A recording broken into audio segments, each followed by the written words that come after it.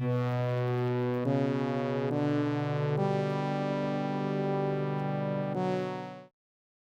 you like my videos and want to support me on Patreon, check the link below. Thank you for your support. 1989 was a pretty big year for this YouTuber. It wasn't the driver's license. It wasn't my first Perfect 300 game. It was the year of the bat. It was the year that the first big budget serious Batman movie was going to be released. Batmania was running wild. Everywhere you looked, there was either someone wearing a Batman shirt or else there was a poster on a wall. If you were old enough, then you can recall exactly what I'm talking about. The name of the game is Batman from Atari Games. Which actor held up production on this game? Which famous celebrity had this game in his collection? So grab your batarang and shoot your grappling hook, because this is the history of Batman the arcade game. Batman was created in 1939 by Bill Finger and Bob Kane. Bob Kane came up with the concept initially, but this is what he would have looked like if Bill Finger wasn't around to flesh out the character.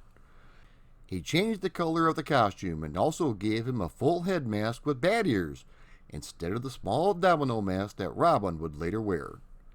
Bill Finger also created Alfred, Commissioner Gordon, various villains such as the Penguin, Scarecrow, and Two-Face. He also created the entire backstory of a young Bruce Wayne witnessing his parents' murder. In 1943, Batman made his big screen debut in the 15-chapter serial simply titled Batman. Most serials back in the day were very low budget.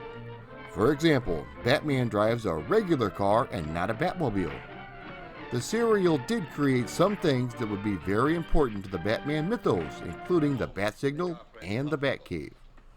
They even introduced a secret entrance to the Batcave through the grandfather clock. In 1966, Bat Hysteria was on the loose with the Adam West TV show. People were rushing home from work because nobody wanted to miss the very first episode.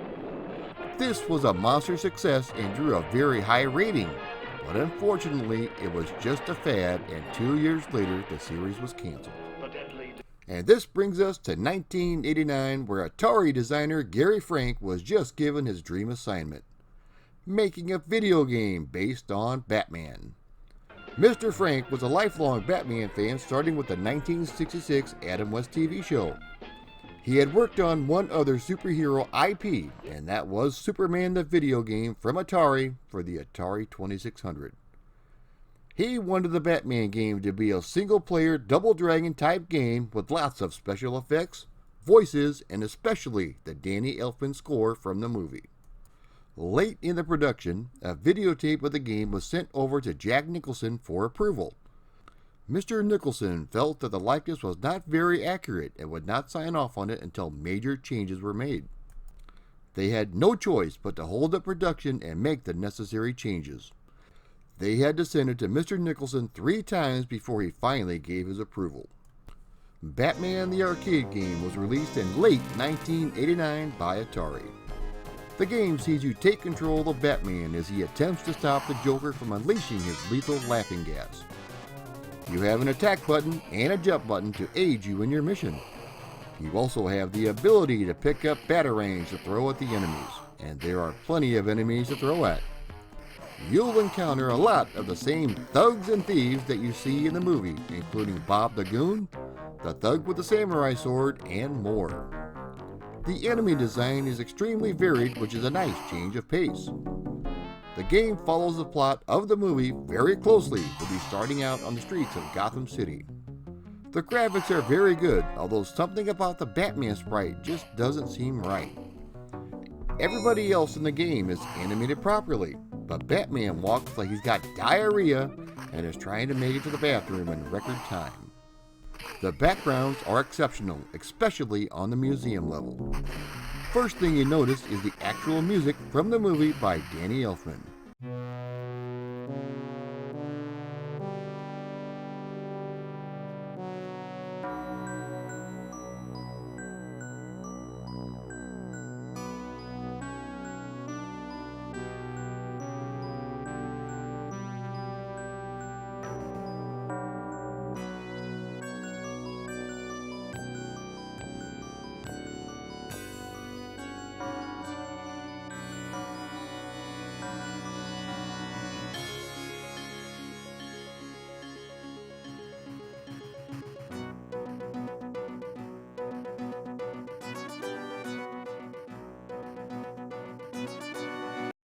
This adds so much to the gameplay experience, and it brought a smile to my face while I was playing it.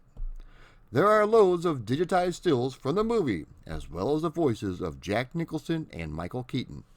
Wait till they get a load of me. Michael Keaton only has 4 or 5 lines in the game, Get in the car. but Jack Nicholson has between 20 and 30, with some of the lines being recorded specifically for this game and were not in the movie.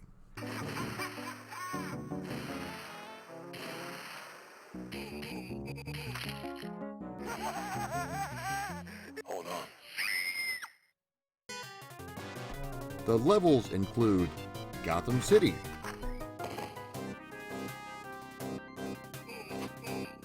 Axis Chemicals, where you actually knock Jack Napier off into the vat of chemicals that turns him into the Joker, the Flugelheim Museum,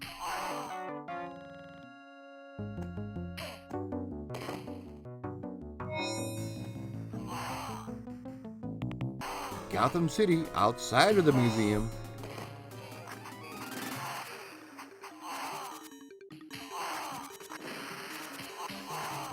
and the Gotham City Cathedral.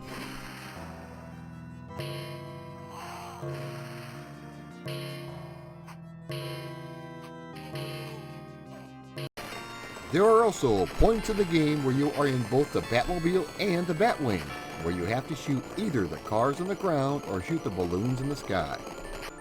Personally, I would have liked to have driven the Batmobile or flown the Batwing, but I can understand why they didn't want to put that in the game. I'm sure they would have wanted to add a steering wheel as well, which would have driven the cost of the game up considerably. The ending of the game is a bit different than the movie. Instead of Joker hanging from a helicopter and Batman firing his grappling hook around his leg, Batman just punches Joker off the side of the building and kills him. The pen is truly mightier than the sword.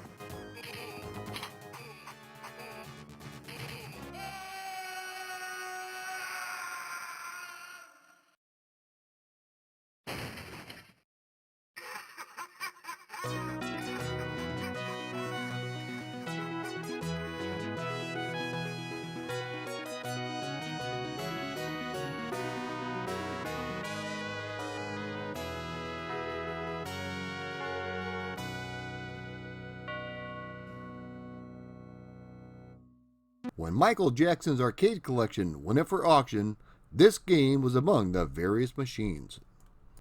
The game was released solely as a conversion kit, so less than 1,000 units were sold. It's possible you may have never seen this game, just like me.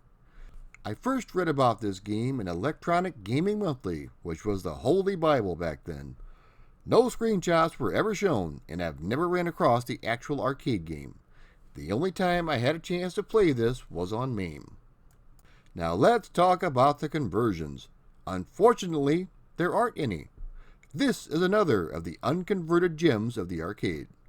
The reason being is that video game maker Sunsoft held the home console rights to Batman, so there was no way a conversion of the arcade game could be done.